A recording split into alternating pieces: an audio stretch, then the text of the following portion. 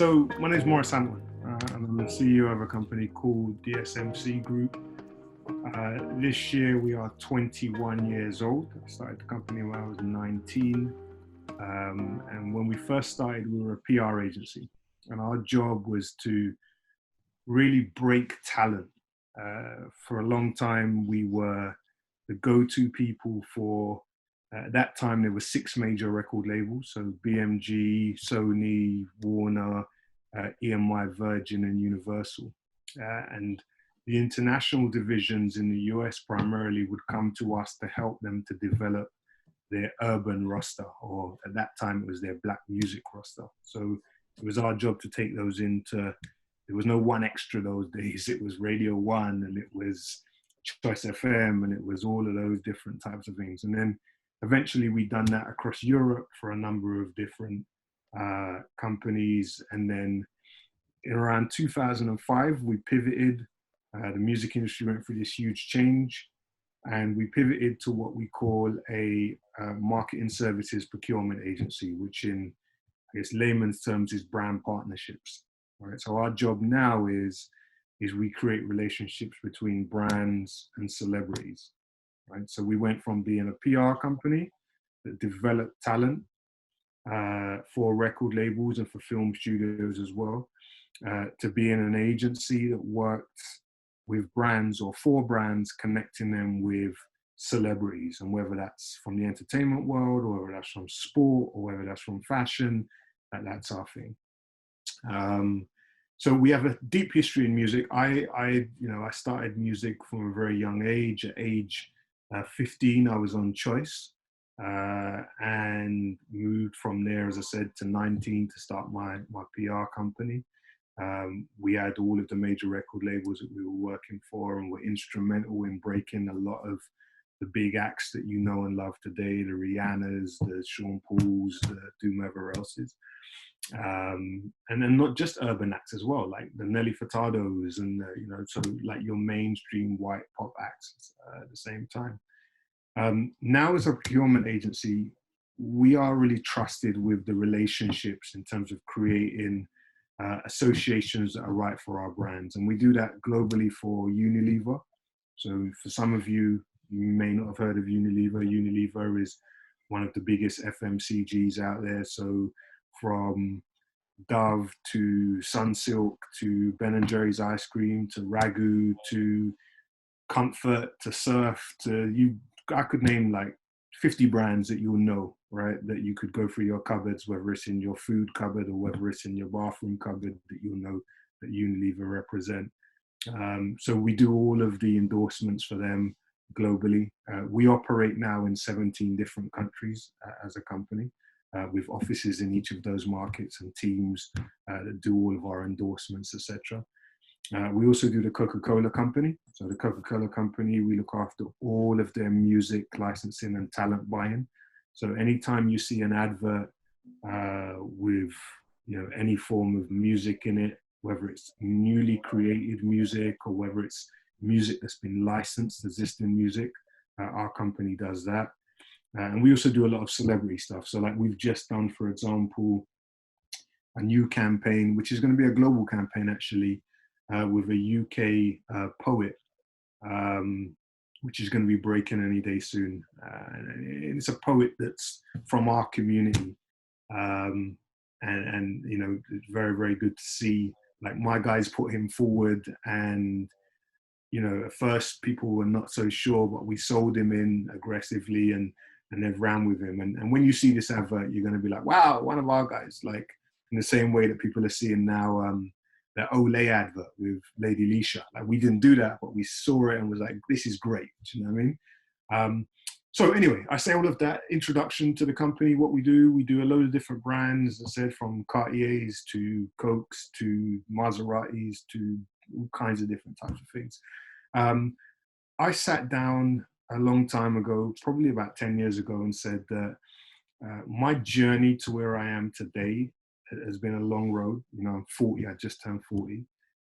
And, I really didn't have that many people that influenced me in terms of the decisions that I made along that road, So whether it was uh, people that I could lean to say, hey, I'm hiring this lawyer. Are they the right lawyer? Or should I be hiring them for everything? Or should I be using them for everything? Or what does this mean? Or who's that person? Like I didn't really have, and I kind of muddled my way through, made a lot of mistakes, all right? At the same time, gained a lot of knowledge that I took and used when I was, developing and growing in other markets as well. And I just wanted to be able to give the same experience and expertise to people that were coming up that I really did not have, right? And that was kind of the me reaching out to Akil and a couple of other people that I've reached out to. The problem that I found is, for me personally, I haven't known where to find people. Like, I've tried so long to have sessions like this, right? It's been like, how can I speak to young people like me 20 years ago? How can I speak to people like that? That was my biggest challenge. But now it's just a blessing to be able to speak to you guys. Any questions that you have, whether it be about brands, whether it be about music, like I wouldn't say everything, but I know I would say 95% of everything that there is to know about music, in relation to whether it's publishing, whether it's to do with record labels, touring, merchandise, all of that stuff we can talk about. Thank you for getting it started. I've got a few questions. Jump in. Quite a lot. No problem. So you actually answered quite a few of them, but I want to get a little bit specific because I'm really interested in your journey. So I guess the first thing would be, how does the SMC group go from an inception, an idea? Because you started off as a DJ, correct? I started off as a DJ. I was running my business out of my mum's back room for years. Right. Do you know what I mean? Like, yeah, a hell of a journey. But continue, sorry. So I'm not even going to finish the question. I'm going to ask you this one, and I'm going to come back to it. You said you was at Choice when you was 15. Was that part of your DJ journey? Yeah. So I'm 40 this year. I grew up in a time where, urban music wasn't what it is today. Do you know what I mean? Like, we had pirate radio, right, which meant something, right? And I don't know how much of you are familiar with pirate radio now, because I guess you have options. But we had pirate radio and we had Choice, and that was it. Do you know what I mean? Like, and then you had one or two shows that came on big stations, but they were once a week, right? And it was, you had Rodigan on whatever, and then you had this guy on Kiss that would play one, and that would be it. And you could not get to hear, you had Westwood on, whether it was on Capital, and then he was on, Radio 1. These were the options in terms of where you could go to hear our music. So for me and most of my friends, we were DJs because we wanted to hear our music on a frequent basis. It was like, oh, did you hear that new song? Oh, okay, you're going to sit and wait for Choice to play it? Like, and Choice were playing super commercial stuff, right? So it was like, well, no, I'm not going to hear the equivalent to a Vibes Cartel, which was a Ninja Man or a Supercat or whomever. Like, you would not hear those songs on the radio. So you had to go out and buy those songs. Do you know what I mean? If you wanted to hear them. So we just had a culture, and this is like, I'm talking about age 10 and 11, like year 7 at school. We used to take our lunch money and go to, going way back a long way. Like, we used to go to places like Wired for Sound and Dub Vendor and all these kind of like retail stores, which I don't know if you guys are familiar with these places, but these were where people got black music. So yeah, it was me getting onto Choice FM eventually because, it's a long story how I got into Choice. But I basically called the show, like, I was a real DJ. Like, when I say a real DJ, like you look behind me, I still got my turntables, real DJ. Like, I'm a real DJ. Like, I can play and mix and scratch and all the rest of it.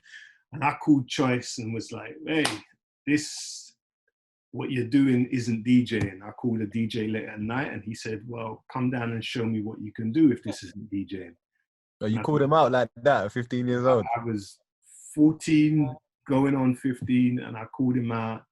And I lived in Leytonstone. I grew up in Leytonstone, and at the time, and he said to me, "Well, come down to Brixton and show me." And this was like his show. He done the graveyard shift from 2 until 4. His show was 2 till 4 on a Friday night, Saturday morning. And I was up listening to radio because he did play songs that I liked, good songs that weren't the commercial songs that Choice played during the day. But I reached out to him like, "Hey, look, you're playing rubbish, and I'll show you what I can do." And he was like, "All right, come up to my show next week." I was like, "How the hell am I going to get to Brixton at like 2 in the morning?" I'm like from Leytonstone. Like, how's that going to work? How am I going to get out of the house at that time? Like, but I worked out, and I went and I took the last train out there, and I got out there, and it was super, super, super late. I'd never really been to Brixton. 12 o'clock at night, Brixton in those days, different place. And I waited around for 2 hours until my guy showed up. And he showed up and let me in, and the story goes from there. So, like we were lovers of music. That's what got me where I am today. Like, I love music. Music's my DNA. If there was anything that I said I have to have, it's music. Do you know what I mean?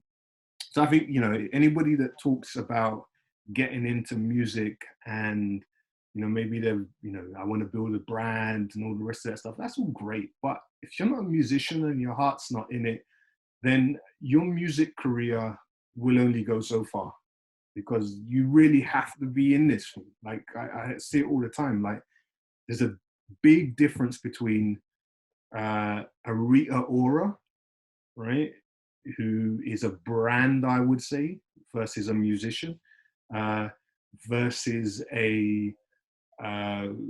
even an Alicia Keys. Do you know what I mean? Like, who is a real artist and plays music and has a passion for music. Not to say the Rita Ora doesn't, but she's not that musician. Do you know what I mean? So anyway, I answered a lot. I spoke a lot. So I don't know if I answered. No. Keep talking, man. Keep talking. I'll just fill in the gaps. So no. So continue. So so clearly your passion has always been in music, and in your kind of youth, you went down the performer / DJ route. Why the change, and what at what point did the change come? It was money. I didn't realize that people got paid to do what I do, and right. What I currently do. Well, it was a process. I think, and I say to people all the time, I've had like 2 lives, and hopefully I'll live a third and a fourth. But like, when I got into music, it was just because I loved music. I didn't care about anything to do making no money. It was just like, I loved music. And then when I was able to make money from music, like, I was on Choice for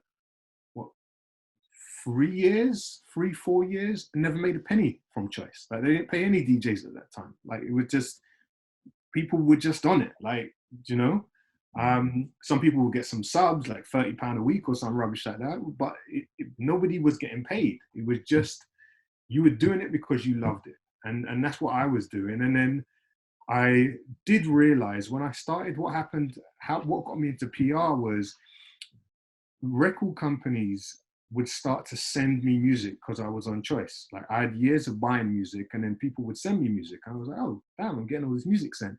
And then the record companies would also say, oh, when you get the radio station tonight, can you give a copy, or can you put in XYZ's Pigeonhole a copy of that record for me? Yeah, send 2 copies and I'll put it in. No problem. Right? And then eventually I was getting all of this music being sent to me that I was funneling out to my DJ friends. And I said, wait, hold on. I wonder if I can get paid to do this. I wonder if people get paid to do this.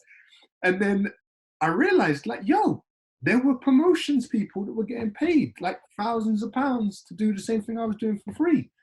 So then I just kind of said, all right, okay, well, I'm going to set up a company. I knew nothing about it. My friend set up the company, set it up all wrong.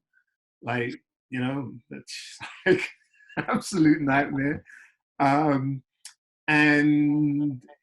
you know, I set up this promotions company, and it was doing well, and we were making decent money for the time as a promotions company, as a 19-year-old.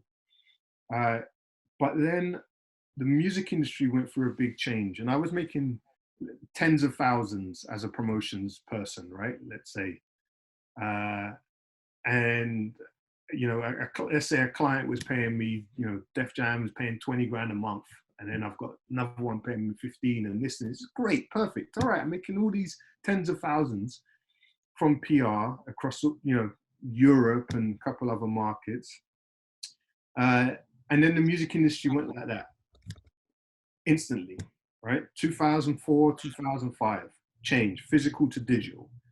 And people went from having these huge budgets, or what I thought was huge budgets at the time, to having, I've got 2 grand to spend. I'm like, 2 grand, I've got my team, and how are we gonna, this ain't gonna work. And what I realized was that we had always had value for with brands. So we done a deal with, one of our first deals was with Elephant Man and Puma for a campaign with Hussein Bolt, right? And it was Bolt, it was Bolt's first campaign. It was Bolt's first campaign when he first got signed to Puma. You can Google the campaign. It was called Stick, Stick, Stick. And it was Bolt, and it was Elephant Man, and it was all to do with, you know, Jamaica and the sponsorship of the Jamaican athletics team by Puma. And, you know, we'd done that deal for free. Like, I didn't get paid a penny for it. Like, I'd done it. Like, oh no, Elephant Man, that's my guy. Oh no, okay, you wanna, all right, let's just connect everything, right? And I connected it, and suddenly I'm sitting there watching my TV, and it's all running, and I'm like, I'm making money from this. I'm not making money from music. I'm not making money from this. And then I said, all right, let me see how I can slowly evolve. And then after time, you know, we started to work with other brands, and we started to charge, you know, decent numbers. And then I remember getting, I had Pepsi as a client. So fast forward maybe like 3-4 years. So things were doing well. And there was a mix-up, and the accounts department sent me an invoice from one of the creative agencies that had been working on the same project that I had. So I done all of the talent, and let's say I got paid 100 grand, and the creative agency probably got paid some, I can't remember, it was like 700 or something like that. I was like, what? I done all the work. Like, how the hell? And then I said, you know what? I'm doing this wrong. There needs to be a change. We need to pivot. We need to look at how we can really be of value in the same way that these other people are, so that we can get our numbers up. And that's been the focus. And it was really about money. First of all, it was about, in the beginning, it wasn't about money. Then I realized, hey, I'm doing this for free and other people are getting paid for it. Let me try something. And then it was the change of the music industry that forced me to look elsewhere.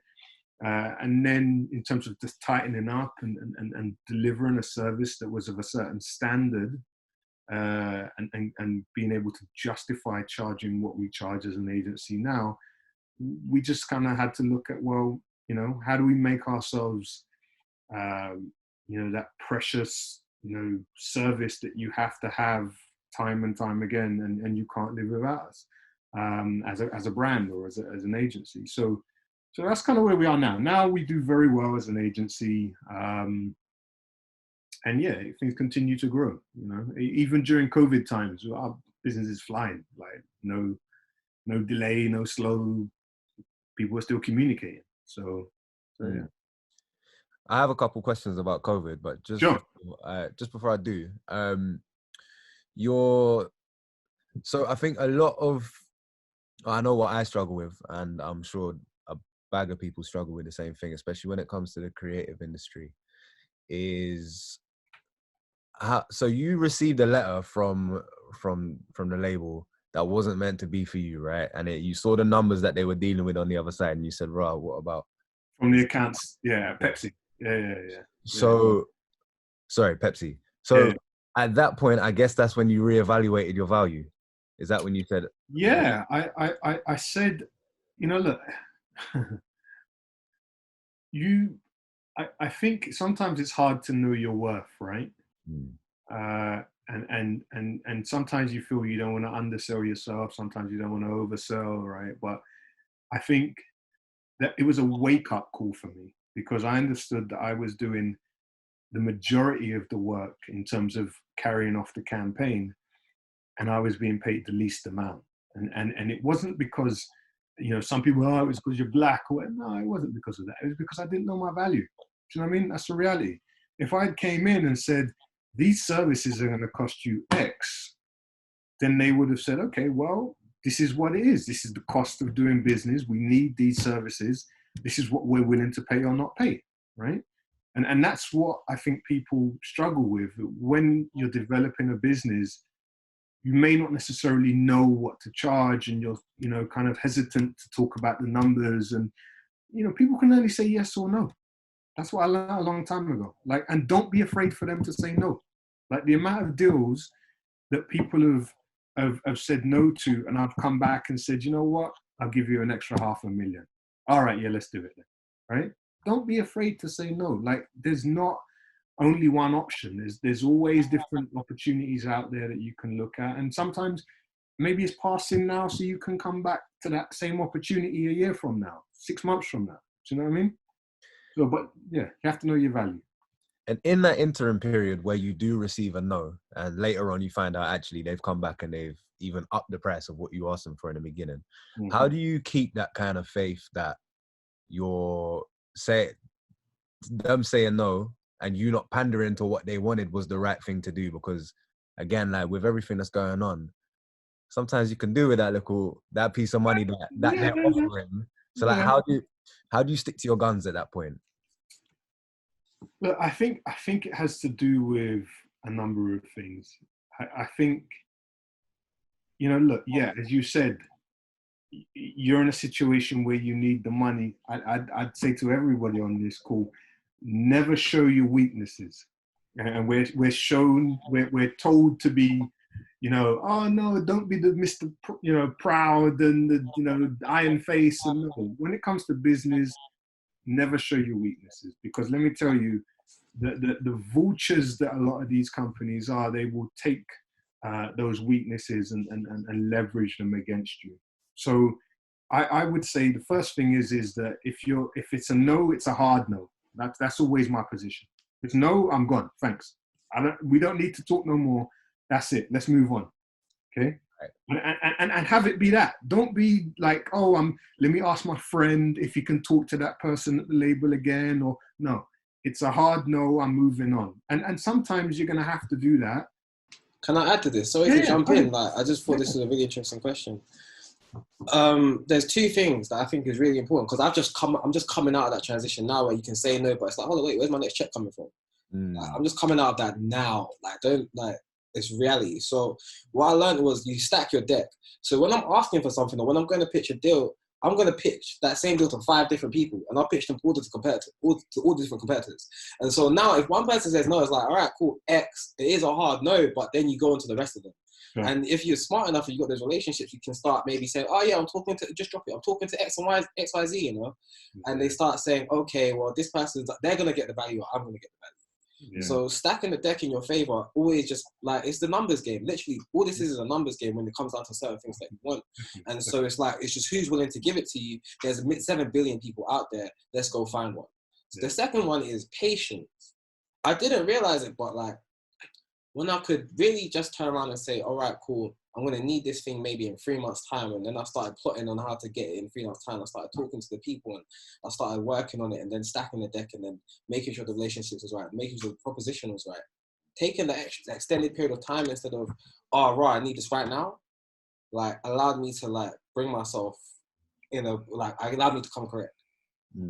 If that makes any sense. And so coming correct now, you're now coming correct all the time. Now you're stacking the deck all the time. Instead of talking to one person, you're talking to 5 people. That means to secure 3 deals, I need to talk to 15 people. Okay, let's go.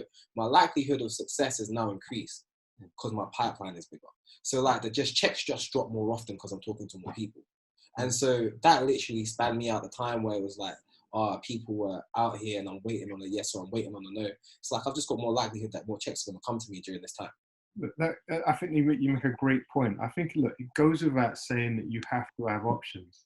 Like when we go into a deal as a on behalf of a brand, I've always got 5 options, right? I'm talking to, like, literally, no doubt. We've got 5 options that we're running with at one time, right? And I'm juggling all these conversations because I'm saying, if this one, what's it called, then I have to be able to move here. This campaign has to be out for Christmas and it's November 31st and I need to shoot this. If he says no, then what am I going to do here, right? So you always have to have those options. And I think, you make that good point in terms of being able to look at and forecast and say, okay, well, how much do I need this? But sometimes, guys, and it sounds crazy, but you have to be hungry. And when I say hungry, I don't mean as in a passion to, I want to get this done, but I mean as in hungry, as in, you know what? Sometimes the check isn't going to come. And you're going to have to sit down and tough it out. That's how it's going to have to work sometimes. Because then you can value then, and people will say, okay, you know what? As long as you continue to do what you're doing, because you have to remember, they came to you for a reason, right? They came to you with that 100,000 for a reason. Whether you thought it was enough or not, that's irrelevant. But they came to you for a reason. So as long as you continue to do what you're doing and keep relevant, you'll always have the ability to negotiate some form of deal, whether it's that same 100,000, whether it's a 75,000, or whether it's $1 million, right? There'll still be the opportunity to do that. But you have to be able to walk away and say, you know what? I'm projecting over the next 3 months, if I tighten my belt, you know what? I can live like this. But I have to have other options on the table. And you have to do that. You have to do that. Like this is, something that people, I was saying about the game show analogy. It's like, do you want to take what you have or play for the big prize? Like, do you know what I mean? It's that mentality. Like most people are like, no, I'm going to take what I got, thanks. Good, I'm good. Like my mindset has always been, give me the big prize. Like, I don't want to hear nothing about take what I have. Like, and I add to that though. Yeah. Give me the big prize is definitely good, but also pay me now. Because some people always gaslight you all the way. No, pay me, drop me a check today, and then we'll spread it out over the rest. But like, I feel like people need to hear that. Like, pay me now, so you get used to paying me. Definitely, like, just get used to paying me. Yeah, definitely. Look, I go into every conversation. Like, I just finished a workshop that I was hosting for our company in Germany, and we had some of the biggest multinationals that we were hosting on this digital workshop. And I'm very upfront. This is the way that we work, and this is the way that we do business. And here's the entry point in terms of if you're willing to work with us, or if you want to work with us. And immediately you're qualifying people or weeding out the foolishness that's in the room. Do you know what I mean? Like, you have to do that. You have to be prepared to put it out there and say, look, it's going to cost this to work with me. And some people may say, oh, that's too high for me. But okay, that's too high for you then. But that's my value. That's what I'm worth and what I'm offering. If you're not interested, then great. Let's see you next time. So, yeah. But anyway, sorry, I hope I answered you. We both double teamed on your question. No, you did. I'm glad you both did. So you said there was a lot of keys in that one, and I'm going to ask one more question on this, sure. Unless anybody else has got anything to add. But and not to dwell, but I think it's important to clarify. A lot of what we do in this industry is network based, right? Mm-hmm. So your connections to Pepsi and Cartier, they all kind of that evolved over time. That didn't just happen. So I guess the last question on that would be, how do you because you mentioned both patience and relationships. How do you forecast an industry that is based on relationships? Like, how can you tell that you're going to meet X, Y, and Z at X, Y, and Z party, or wherever it is that you meet them? Sure. How do you plan for that? So when it comes to brands, that's not about parties. or anything of that nature. That's Sorry, more. parties is my own example. Yeah. So, yeah, I hear you. So I guess. Look, I was always. So, all right. Let me say, in terms of the first part of my business, which was the PR business and the record labels. How did I meet the record labels, and how did I meet the artists and the managers? Well, I made a point of being in the room. Like, how do you get into the room? Well, sometimes you have to invest and say, I'm going to fly to this place, and put yourself in the room and have the conversation that sometimes people are nervous to have. Like, I remember, taking my time, and these days it used to cost, £200 for a flight to New York. I'd be in New York every other week, like, going to this place, going to that place, going to that club. Oh, that person's there. Oh, you've got that new record. Yeah, I can get that played in London for you. Oh, yeah, you London? Every other week I was somewhere doing something, right? And I invested in myself. And that was really what helped me to be in a position where I grew those relationships. Now, that was with the entertainment world. Now, with the brand space, it was very similar, to be fair, in terms of, and I still do this well, not now, but, I spent, last year, I probably spent, I can pull up my diary, I probably spent 40 weeks out of 52 traveling. Easy. Like, and I'm not talking about like a trip to New York or a trip to, I'm like from Saudi Arabia to Mexico to Colombia to Nigeria to South Africa to Singapore, and it was everywhere, right? And that had been my life for a good 15 years, easy, right? And the reason why I'd done that is because I most of the time I'd start the conversation with people and I'd reach out. I remember with Pepsi, here's how I won Pepsi. So with Pepsi, I'd reached out to somebody, I'd found an email for somebody senior at Pepsi. And this was at global, by the way, this is all global. I found an email for somebody senior at Pepsi, and I'd emailed them, and I can't remember what I emailed them, like, hey, I run promotions and I'd love to be able to help you to do blah, blah, blah, blah. And they didn't even respond. They forwarded my email to somebody at the company. And that person reached out to me and said, hey, thank you for your considerations and blah, blah, blah, and usual talk. And, to be fair, we just signed the Black Eyed Peas, and, we don't really need the help. We're Pepsi. Like, what do we need you for? Kind of talk. And I said, oh, okay, like, still by email. I was like, oh, okay, what are you working on at the moment? Maybe there's something that we could. And the lady replied, and it was just like sheer chance. Like, she replied and she was like, well, actually, we're working on a campaign at the moment and we're trying to get Acorn on board. And I'm like, Acorn? That's my boy. And Acorn was my boy. Like, Acorn is my boy. She's like, oh, well, okay. I was like, you know what? What's your number? I'll call you now. And like, she was totally shocked. I phoned her and it's like, hi, how you doing? She's like, oh yeah. So I was like, okay, hold on 1 second. Conference call, Acorn on. Acorn, I've got Pepsi on the other line. Listen, I just want to introduce you. This lady's been trying to track you down to try and do this campaign, blah, blah, blah, blah. And he was like, oh, well, yeah, I'm going to be in London in a couple of weeks from now. Why don't we hook up and talk about it? And she was like, oh, I can fly to London. That's how I got the Pepsi account.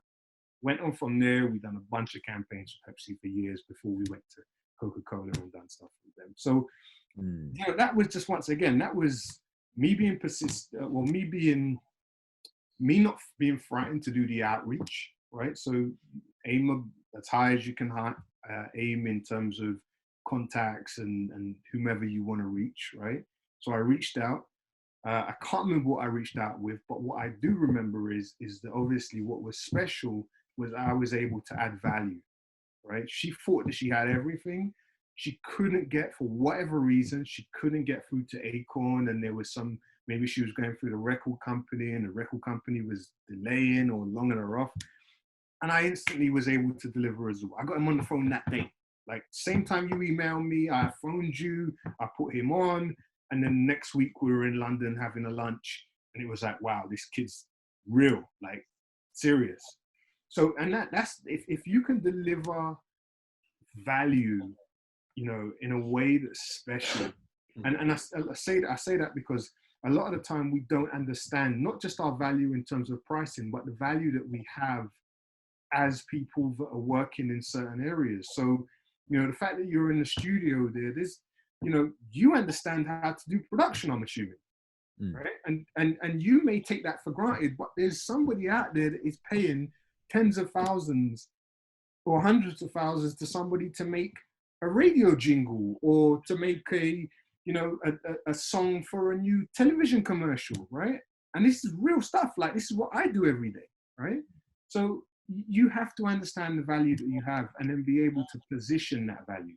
Akil, you got something? Yeah, no, I've got something to say. No, I was just listening and I'm just like, okay, the best way I get anything done right now is I literally tell people what I want. So for first things first, I say community is open for business every day of the week.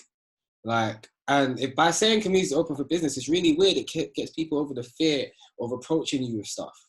Because then you say, oh yeah, he's too busy, he looks too busy, he looks too busy. No, I'm open for business. Come talk, chat to me. Come and send me a brief.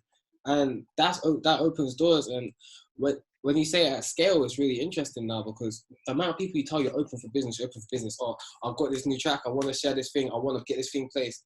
But like, if there's 6 degrees of separation to get you around the world, and I know that but 7 people get 99% of all your problems solved, like, okay, all I have to do is talk to 7 people for what I want most of the time. And so it's now just, can I be specific with what I ask for? So if you want to meet someone at Pepsi, 100%, just tell all your friends you want to meet someone at Pepsi. I'm sure someone's going to turn up with some information at Pepsi. But now, do you want to meet the Pepsi Junior, or do you now want to meet the Pepsi Senior? Fair enough. It's just now be specific with your art. And so if you've got a good body of work and you've got that somewhere where people can see and people can tack onto online, it's just like, okay, my name's Akil. You can check out my work at community.xyz. I just finished a project here. And you know what, at the end, it'll be great to meet you, or it'll be great to help on your project, or do you have any challenges right now? We're open for business and we got some time to help. Just, yeah, it's putting yourself out, and I'm shameless with it. And anytime I get to talk, Ryan, you got a beautiful platform, right? So when you're doing Blankspace and you're just like doing whatever you're doing, you can literally go out and say, hey, I want this next, and literally watch the world give it to you. And like what you say enough times is just watch the world give it to you. And if you record it and then put it online, and then you'll just give them an email, fill your request and give them an email address. That's it. I think there's believing in yourself, and Akil, I love your passion. Do you know what I mean? I think there's not enough young people, especially of color, that believe in themselves in terms of the value that they can deliver and what they have as individuals. And as well, I don't think there's enough people, and this is another reason why I wanted to do this and will continue to do stuff like this, is because I don't think there's enough people telling them that you're doing good things. You know, like, hey, you're doing what you're doing and it's great, and stick to it. Like, it may seem tough, but you know, hey, how can I help? Like, there's not enough people doing that. And you know, I've got a lot of successful friends in the music industry and, you know, in advertising, all kinds of different areas that have made it and don't necessarily look back and say, hey, look, you know, who else can we help? So for me, like, and for everybody that's on, you know, I'll give you all my email, like, you know, I'll tap it in the group. Feel free to reach out. Do you know what I mean? Like, I'm happy to help anybody with anything that I can help with. If I don't know myself, I can always connect you to someone. And yeah, you know, there's no shame in asking for help at any time. So I think the last thing is practice. Everyone's got a craft. I don't know. I know mine, but I only learned what mine was after like a while of practice. And so I'll just say, keep like practicing whatever craft you got and keep putting it out so you complete the feedback loop. Yeah. I think I spent a lot of time in the shed and just making stuff for myself, and then I didn't understand the value of it because it was mine and because whatever. But then when I started exposing little parts of it and showing the world parts of it and letting them express and feel some of it, and then getting the feedback to understand the impact my work actually had, it started to give me the confidence to make tweaks or changes. It started giving me the confidence to like understand where it fit into the real world, not just in my head. And so I'd say, yeah, just keep practicing and putting stuff out. I think that's no matter what you're doing, like this is me, I do like business, I do design, I don't do anything to music. So basically my question is, what changes or opportunities do you see presently? Because we know there's been a big change, but for my age, sometimes it's hard to grasp exactly what the new opportunities are, especially from an artist point of view, so that we can obviously grow financially, grow our brands, grow our businesses. So that would be just a question I'd throw out there to you. Look, there are some core things that have never changed in the music industry in terms of how to generate revenue, right? So publishing, right? And I don't know how much you know about publishing. I don't know if you've got somebody administering your work for you. I don't know if you're registering your work. I don't know if you're writing yourself or writing for people, right? But there are some key areas in terms of music that you can always make money in, and that will never change, right? Just how, like, whether it's a supermarket, you know, whether you're selling TVs or whether you're selling Snickers bars, you're selling something, right? So the music industry has not changed in relation to that. There are some core areas of business that will always generate revenue. If you are not in the place where you understand publishing, then please contact me, and I'll break publishing down for you from A to Z so that you understand that, because that is even more important than your recordings as an artist, right? You have to understand the publishing game. You have to understand how your kids will make money through publishing versus your recordings when they stop being streamed or being downloaded or physically bought, right? So publishing is about your legacy and your ability to generate revenue forever, right? So that's one thing that I'd say, you know, you need to look at. In terms of, I guess, where you fit in, right? And how you kind of, you know, continue to grow. I think that's really about reinventing yourself and not being frightened to. And that doesn't mean to say that you have to move from where you are as a person and say, I'm suddenly going to wear, you know, a back to front hat and a whatever. And I'm not saying none of that. What I'm saying is that if your core business, going back to my analogy of, or example of using the supermarket, if you were selling Snickers bars and you realized there was an opportunity to sell Mars bars as well, then hey, you have to bring that in, right? And it's the same thing when it comes as an artist. If there's an opportunity for you to look at stuff that complements what you're doing along your journey, you have to introduce those things, but make it be cool and make it be relevant for you, right? As well as the audience.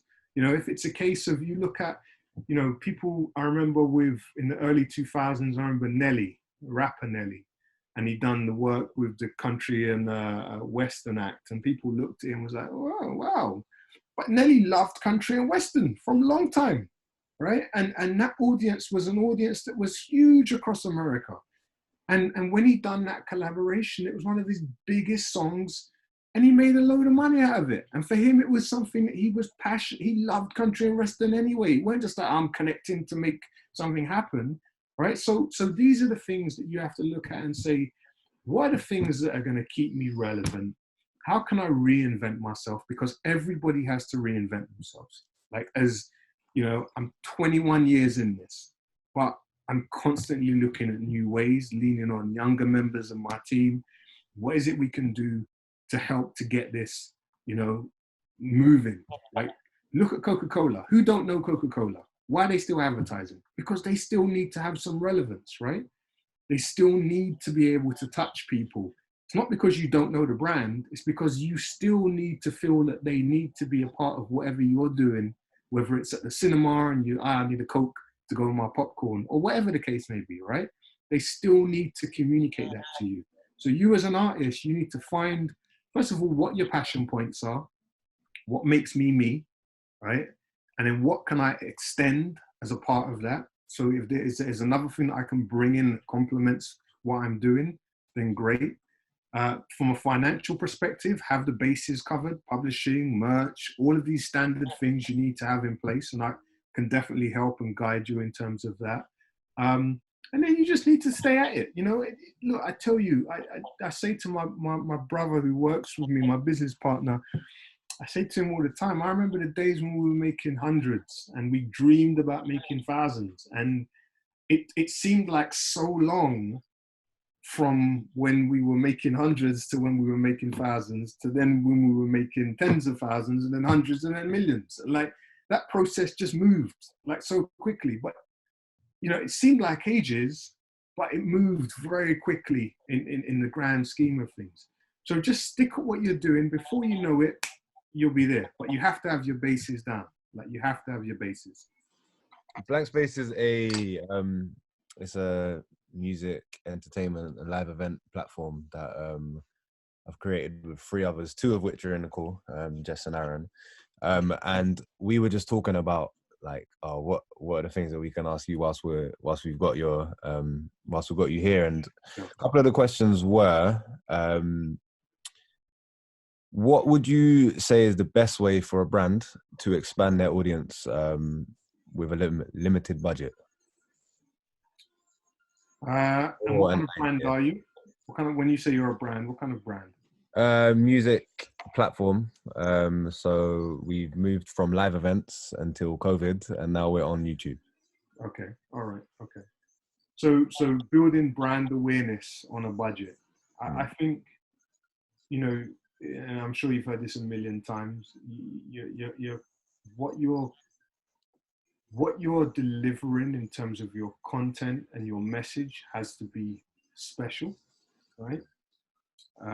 If you think about it, and I say this again, you know, I can look right now. I'm looking at a shelf of records, right, in my record room, and I the ones that stand out are the ones that I tend to grab, and it's just natural, right? It's the ones that stand out, the oranges, the reds, the yellows. These are the things that I tend to draw my attention to.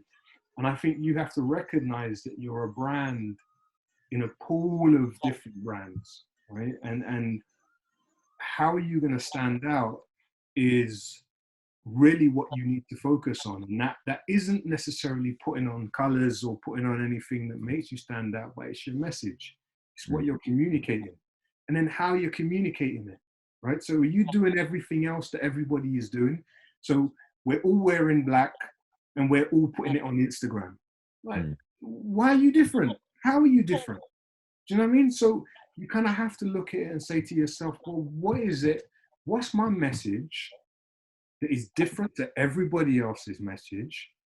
And I have to stand behind that message. Like I say to people all the time, if I go to your website and cannot get in the first 10 seconds what it is that you do, then you need to redesign your shit. Like, honestly, like my statement is that we're the entertainment experts. Like we do a shitload more, but you know what? We're the entertainment experts. That's who we are. Like that's our position. That's what we argue for when people say, oh, well, we know entertainment. Like us, we're the experts, right? You have to have a mission and say that this is what I am presenting to the world as what we offer as a company. And then, as I said, find different ways to communicate that. You know, I said earlier, I just spent the last 2 hours hosting a workshop for a bunch of brands. And it's not unique, the workshop, but these are ways that we choose to communicate with our brands, right? And it's a workshop educating them about certain things to do with the industry, ways of working, codes of practice, so on and so forth. And it's all for free, right? It's not a paid workshop, but there are paid workshops out there.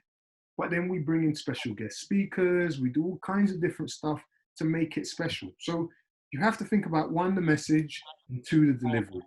And then the budget's a plus, man. I think the budget is about amplification. That's what the budget's about.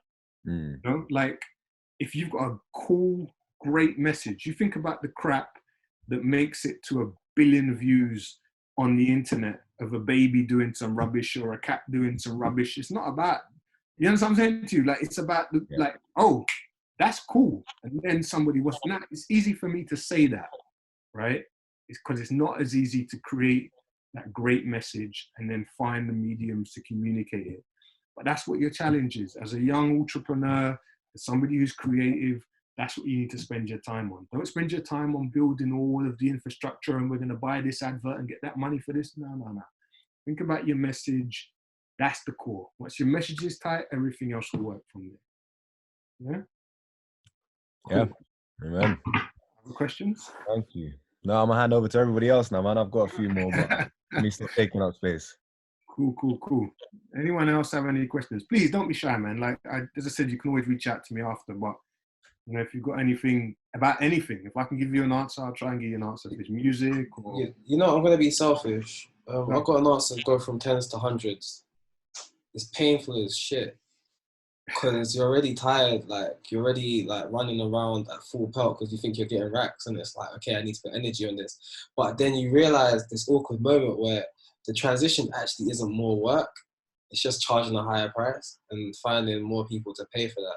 Or maybe re-articulating your proposition and repackaging up and charging a higher price. But I've realized there comes to a stage you can't actually physically give more for the same, for the money. And so I just want to understand what the psychology of being okay with that is, because someone says, all right, cool, Akil, I'll pay you $1,000 a day. You think, oh yeah, I'm getting up at 8 to 8. That's not what people need from you. Like, people just need you to come into be the space and be you. And I don't know, I just want to hear someone who's had that experience before, how they went through that transition.